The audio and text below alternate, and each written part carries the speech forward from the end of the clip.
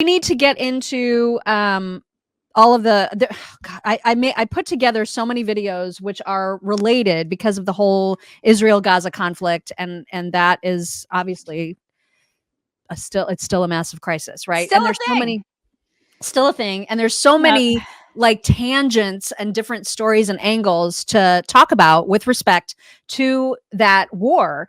And first of all, you need to see how insane, not that you didn't know, but like you need to see how insane some of the campus protester, the pro Hamas protesters really are, and how prone to violence they are. So, for example, this at the University of California, the office of the president at the University of California was attacked. That office. Not only was it vandalized, they released 500 cockroaches inside and then emptied a fire extinguisher into the interior.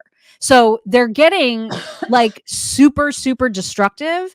And then they also say out loud, we want to escalate, escalate, escalate. This is our historical and spiritual duty. To not hold this as truth is to give up and accept defeat, hoping someone else will do what it takes to disrupt the flow of capital into the settler colonial project. We must bring the war home. I don't like that. Well, I mean, I think that's precisely what Hamas wants. Is they want to bring the war here. Yeah. Right. I mean, and you said yesterday, I mean, like the reason that Israel, they will stand alone, but they shouldn't have to stand alone is because they're not fighting a war just for themselves. Right. They are literally fighting a war for the world. Yeah. And that is a big, big deal. And so I don't know. And I'm not trying to be selfish, but I don't really care so much about other people. I care about my family and your family. I care about America. Not trying to be mean, but I care about America first. And I'm concerned because I think they're coming for America. So, well, they are very, very clear about that. In fact, that imam from Britain, who's actually gone to jail for terror in the past, he talks about that in this next clip that you're going to see. They don't hide their intentions, you guys. They are very, very clear about them. And if you don't believe us, just listen to the words straight out of their mouths. Oh, first of all, I just wanted to show this screenshot really quick. So remember how we talked yesterday about Kamala saying you need to kick the effing door down? Yeah. And everybody was like, oh my God, she cussed. So all of the protesters are using that. They are using that clip and they're putting the sound of it over their encampment videos. Mm-hmm. Basically, she's green lighting what they're doing. That's just fantastic. Yeah. Right? Mm-hmm. Yeah, oh my God. Great. What a role model she is.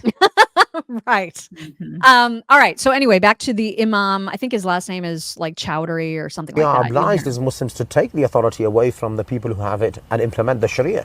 Now, I hope that can come in a very peaceful way. I hope that we can do that in a way, where there's no bloodshed. The Messenger Muhammad sallallahu alaihi wasallam said that, if the Muslims have authority and they have the ability to remove oppression, they must remove the oppression.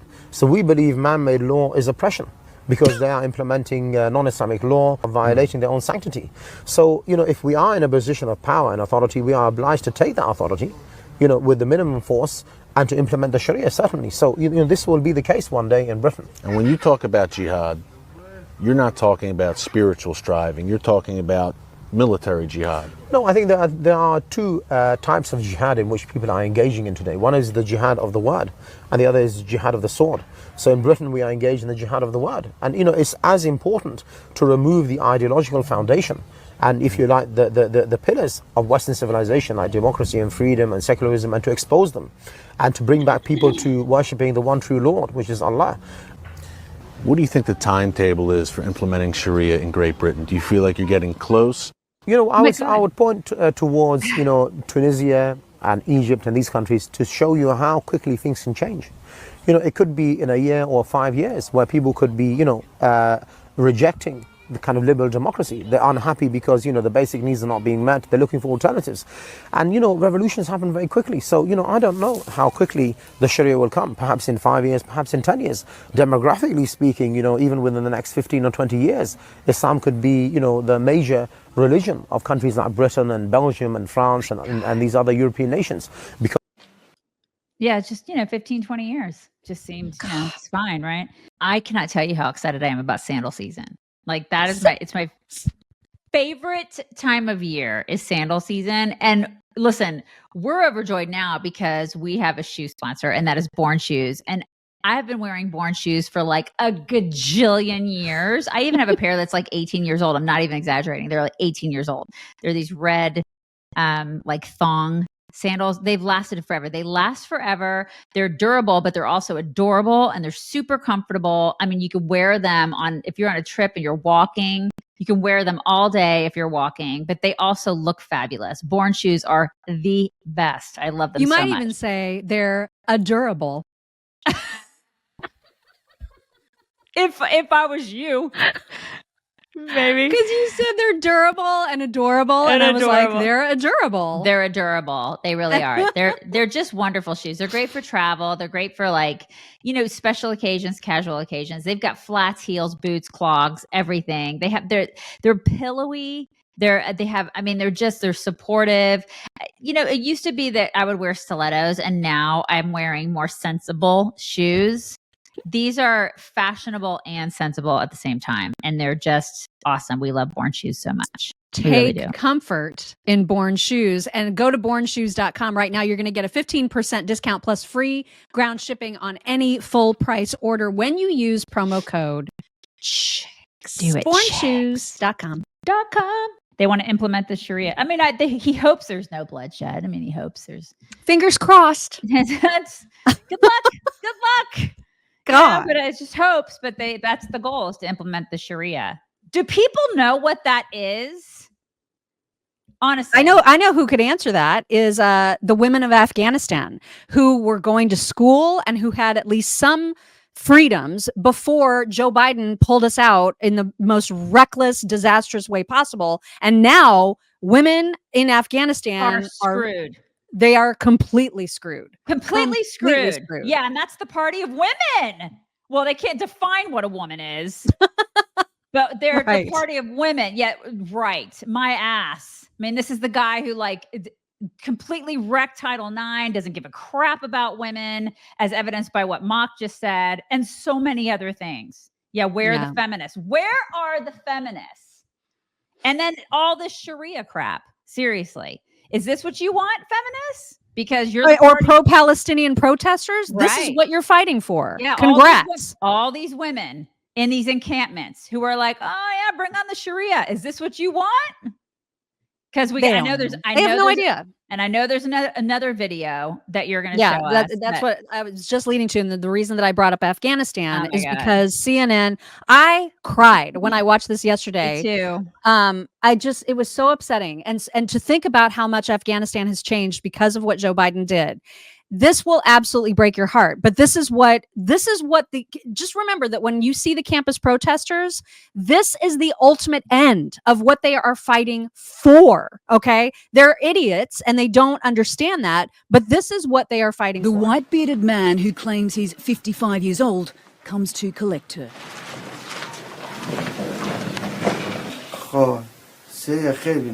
He's bought Parwana for 200,000 Afghanis, just over $2,000 US. Covered up, Parwana whimpers as her mother holds her. This is your bride. Please take care of her, says Parwana's father. Of course I will take care of her, replies the man. His large hands grab her small frame. Parwana tries to pull away.